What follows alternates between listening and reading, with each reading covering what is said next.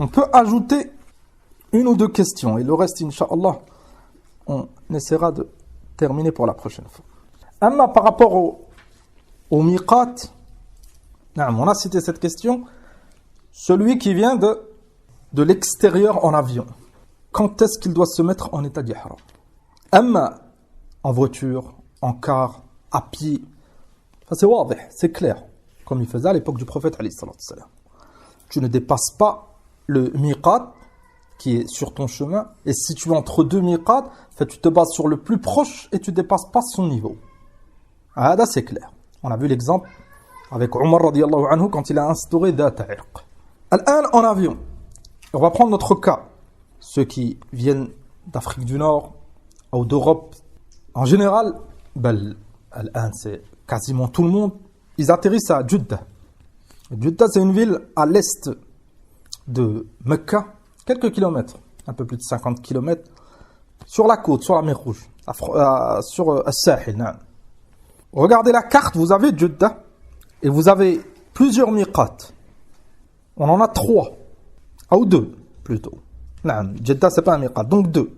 On a le Juhfa et à côté on ajoute Rabigh. Il y en a le Juhfa. Les gens ils passent plus par là-bas. La ville qui est connue c'est Rabigh. Enfin, on rajoute Rabigh. Et on a Dhul Hulayfa, le miqat pour les gens de Médine. Si tu viens en avion, on prend notre cas, l'Afrique du Nord, Maroc, Algérie ou Tunisie. Pas que dans l'Europe, c'est proche. On va venir en avion du nord-ouest de Mecca. L'avion, en général, il va passer au niveau de Rabigh. Imma au niveau, imma juste en dessous. Moi, il est très très proche. Qu'est-ce qu'on doit faire? Si on revient à la mas'ala précédente, celui qui n'a pas de miqat sur son chemin, il se base sur le miqat le plus proche et il ne dépasse pas son niveau sans être en état d'ihram. Un autre exemple avant de continuer le nôtre, si maintenant les Yéménites ils prennent l'avion du Yémen et ils atterrissent à Jeddah et ils passent au-dessus de Yalamlam. Là c'est très très simple.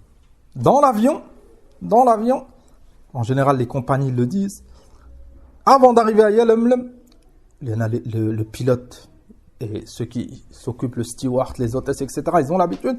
Ils vont annoncer en général que le miqat il est bientôt proche pour ceux qui veulent faire l'umrah. Et celui qui veut faire l'umrah, il se met en état d'ihram. Le fait de se mettre en état d'ihram, comme c'est l'intention et talbiya. Amma le vêtement, tu le mets chez toi. Maintenant, ce yéménite, il va mettre pour les hommes, al-izar ou al-rida, il va le mettre à Sana'a. Il va monter dans l'avion comme ça. Une fois qu'il est en vol, un peu avant, l'avion, ça va très très vite un avion, une demi-heure avant, un quart d'heure avant, ils sont prévenus. Un peu avant, il se met en état d'ihram. Il prononce cette talbiya, alhamdulillah, et il a l'intention. L'avion, quand il passe au-dessus de Yalamlam, alhamdulillah, il a appliqué le hadith du prophète alayhi sallam. C'est wadih. Pour les Koweïtiens et les Émirats, etc., eux, ça va être Qarn al-Manazil, al-Sayl. Pour les Irakiens qui viennent en avion et ils atterrissent à Jeddah, ça va être Dhul Hulayfa ou Dhat Irq, ça dépend. Al-Muhim, l'avion, s'il passe au-dessus d'un miqat, avant de dépasser, tu te mets en état de ihram. Si tu ne sais pas, tu te renseignes. Si tu vois que les hôtesses ou le steward ou le pilote, etc., ils ne sont pas très sûrs, tu te mets avant. Une fois que l'avion commence le décollage, mets-toi en ihram tôt pour ne pas dépasser. C'est très très rapide. Dans les vols courts. Comme maintenant Sana'a, Jeddah, c'est très très court. On revient à notre exemple.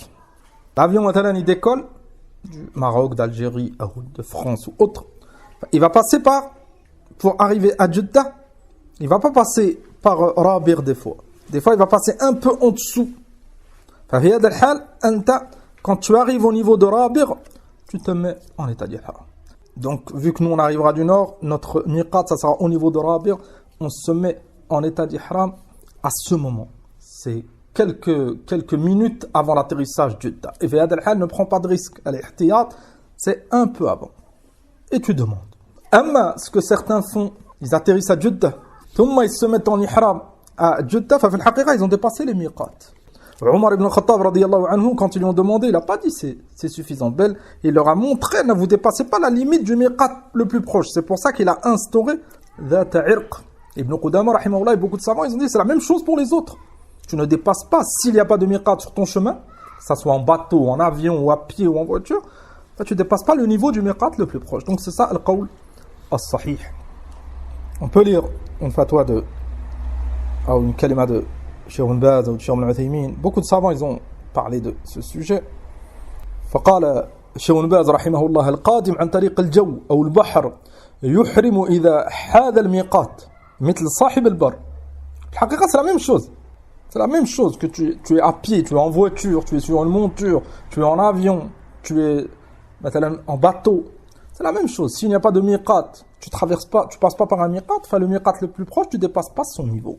فقال رحمه الله فإذا حاذ الميقات أحرم. Une fois que tu arrives au niveau du miqat, il peut être à 100, 200 km à l'est, ou 100 ou 200 km à l'ouest par rapport à ta position. À ce niveau, tu te mets en état d'ihram. أو قبله بيسير حتى يحتاط لسرعة الطائرة. Ça, il faut le prendre en compte, ya ikhwan. Surtout celui qui n'a pas l'habitude de prendre l'avion. Et surtout maintenant avec les téléphones ou dans les avions, il y a les écrans avec le parcours, l'itinéraire de l'avion. Et des fois, ils mettent l'ihram, c'est où à peu près.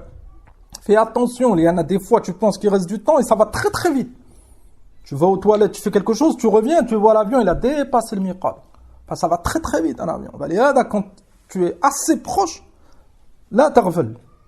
Demande s'il reste un peu de temps, si tu ne sais pas trop et c'est la première fois, mets-toi en état d'ihram. Même si tu es un peu avant. Comme on l'a vu, il n'y a aucun mal. قال وسرعة السفينة أو الباخرة. Et l'avion encore plus. هذا كلام شيخ ابن باز. أما شيخ ابن عثيمين رحمة الله عليه قال فإذا كان في الطائرة وهو يريد الحج أو العمرة وجب عليه الإحرام إذا حاذ الميقات من فوقه فيتأهب ويلبس ثياب الإحرام قبل محاذاة الميقات.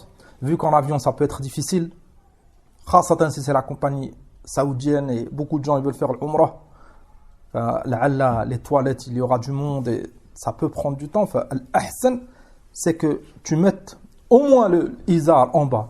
Là c'est pour les hommes, mais les femmes elles n'ont rien à changer comme vêtements. Sauf le niqab, elles ne le laissent pas attaché sur leur tête. Elles laissent le hijab retomber sur leur visage.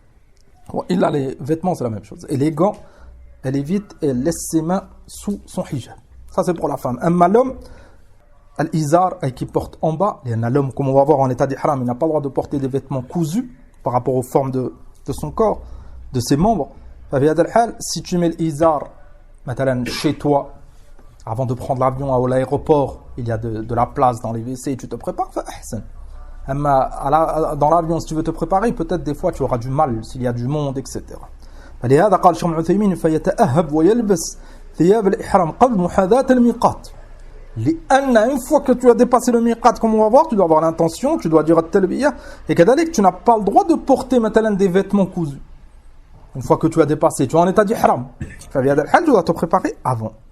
قال فإذا حاذا عقد نية الإحرام فورا. Une fois que tu es au niveau, ou un peu avant pour ne pas prendre risque, tu as l'intention. Dans ton cœur, il n'y a rien à faire, c'est l'intention. ثم التلبية à prononcer. أي لبيك اللهم بعمرة. قال فإذا حاذا عقد نية الإحرام فورا ولا يجوز له تأخيره إلى الهبوط في جدة. C'est pas permis هذا. Même si certains ils ont cité cet avis, هذا c'est un قول ضعيف كما قال شيخ ابن عثيمين رحمة الله عليه. Et là on a le athar de Omar et on a les hadiths du prophète sallallahu alayhi wa sallam.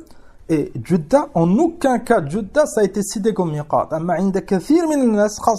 Pour eux, Jeddah, c'est un miqat. C'est pour ça que tu trouves, quand ils descendent de l'aéroport, ils vont tous aux toilettes, ils se mettent en état d'ihram. Alors que Jeddah, c'est très très proche de Mecca. Tu es déjà à l'intérieur entre les miqat et Mecca. Les habitants de Jeddah, oui. Celui qui vient à Jeddah, maintenant, il veut faire le umrah, il se met en état d'ihram, Jeddah. Tu viens de l'extérieur, tu n'as pas le droit. هذا القول الصحيح. قال لأن ذلك من تعدي حدود الله تعالى. On doit craindre Allah et se préparer. Et pour celui qui a l'occasion de faire le hajj ou l'umrah, le hajj en général on passe par le Médina et on passe par le miqat de Dhul Hulayfa. Illa pour l'umrah, beaucoup de gens ils atterrissent à Jeddah et ils commencent directement par Mecca. Amma, et bien sûr, cette précision, alhamdoulilah, elle est comprise, celui qui atterrit à Jeddah et il commence par Medina.